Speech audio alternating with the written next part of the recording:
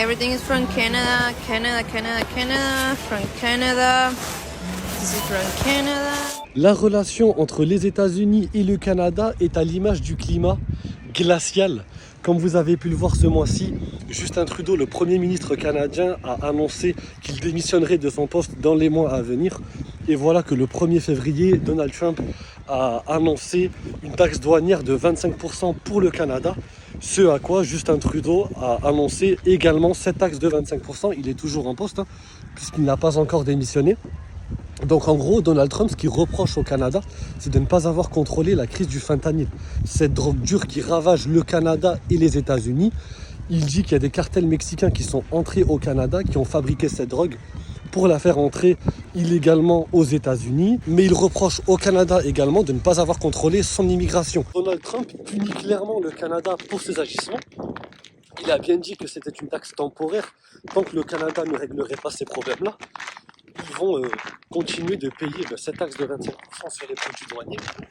Et comment ça s'explique? En fait, il y a des provinces aujourd'hui comme l'Alberta, comme l'Ontario, qui travaillent étroitement avec les États-Unis.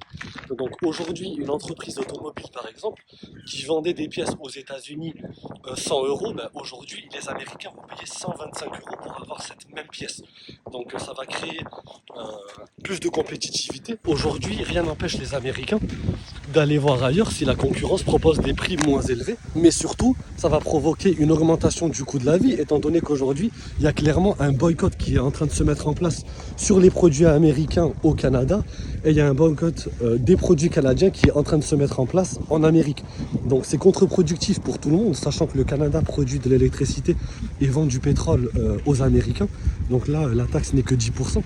Les amis, j'ai fait une petite pause pour apprécier ce décor féerique. Et comme j'étais en train de vous le dire, il y a clairement une crise politique entre le Canada et les États-Unis, mais il y a également une guerre commerciale.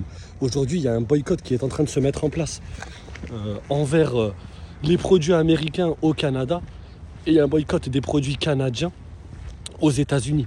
Donc en plus de la hausse des coûts, va forcément y avoir une baisse des opportunités d'emploi, étant donné qu'il y a des entreprises qui vont faire moins de chiffre d'affaires, étant donné qu'elles vont moins vendre aux Américains.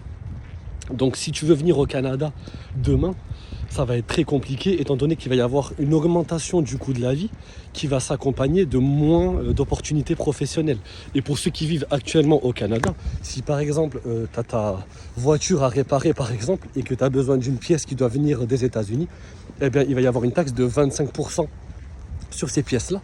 Et forcément, à l'arrivée, tu vas payer beaucoup plus qu'avant. Et c'est pour ces raisons que je vous ferai une vidéo dans laquelle je vais comparer le prix des courses avant et après. Et il y a clairement une espèce de guéguerre entre le Canada et les États-Unis qui est en train de se mettre en place. Dans les matchs de hockey, on a sifflé l'hymne américain. Et je pense que ça va se faire aussi en Amérique avec l'hymne canadien. Et il y a clairement un refroidissement des relations politiques et même humaines entre les peuples.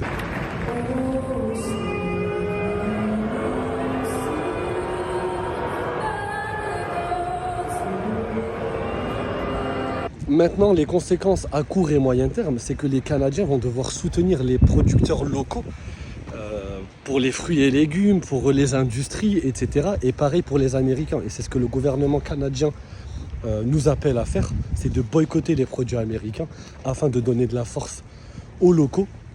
Donc je me demande comment tout ça va se terminer.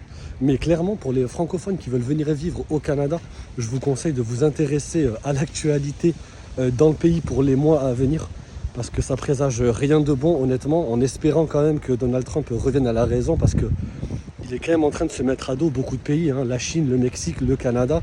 Il a menacé l'Union européenne également de mettre en place des taxes, donc ça devrait sûrement arriver. En tout cas, je vous tiens au courant. Je vais essayer de profiter de la neige à Vancouver, puisqu'il n'a pas neigé depuis 2 ans, et je vous dis à la semaine prochaine pour une nouvelle vidéo. Salut l'équipe.